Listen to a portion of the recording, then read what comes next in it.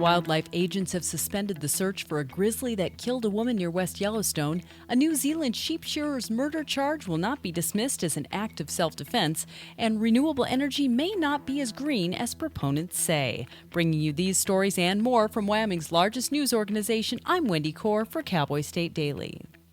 Wildlife agents have suspended the search for a grizzly that killed a woman near West Yellowstone on Saturday, surmising the attack was purely defensive on the grizzly's part. Cowboy State Daily Outdoors reporter Mark Hines said the bear and its cub have probably moved on. They quit after 3 days, with the thought being that the bears have probably left the area. The Fish, Wildlife, and Parks person I spoke with said that that's an area where it's like a migration or a pass-through corridor for grizzlies. They think that the woman probably just suddenly came up on the grizzly and her cub at close range and startled them, and so it was probably just a defensive attack. A grizzly attacked and killed Amy Adamson of Derby, Kansas early Saturday on the Buttermilk Trail, roughly 8 miles west of West Yellowstone.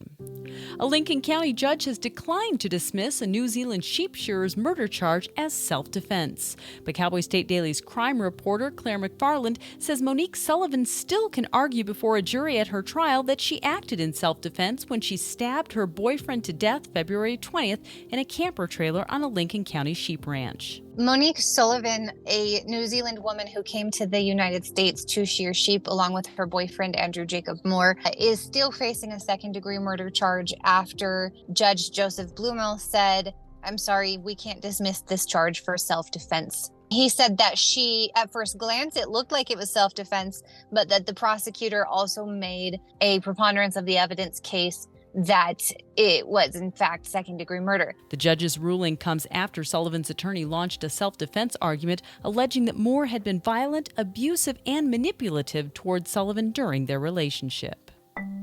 Renewable energy may not be as green as proponents promise. That's according to experts who point out that it takes fossil-fueled energy to build the equipment that generates wind and solar power. Cowboy State Daily's Kevin Kilo says an independent Italian researcher found that the amount of energy required to construct solar panels could negate their benefit. The Chinese have basically taken over the entire market of solar panel manufacturing. And of course, they use a huge amount of coal. So he did some figures, some estimations, and figured out that the actual carbon intensity of solar could be as much as 3 times higher than they originally predicted, which would make it potentially, per kilowatt produced, more carbon intensive than natural gas. If the estimates are correct, solar energy produces as much as 62.5% of the carbon dioxide as natural gas-fired electrical generation, and as much as 5 times more than natural gas power with carbon capture technology installed.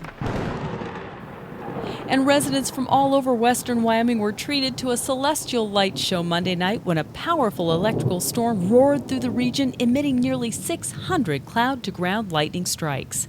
But Cowboy State Daily's John Thompson reports that the storm, which rumbled through the region beginning at about 9:30 p.m. and lasted for nearly an hour, did not produce any wildland fires.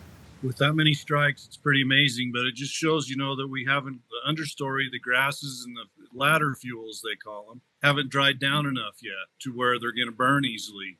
But the thing that's scary is there's so much of them. The grass is tall, and so it could be a scary wildfire season if it does get real dry and we keep having these storms like this roll through. The Wyoming fire map shows 18 active wildland fires are burning in the state, and none started Tuesday night. Several fires were reported, but none were confirmed. And that's today's news. You can read about all of these stories and more on CowboyStateDaily.com, Wyoming's largest and most read news source. Sign up today for our free daily newsletter and get unlimited access to unrivaled coverage of what's going on in the Cowboy State. I'm Wendy Kaur for Cowboy State Daily.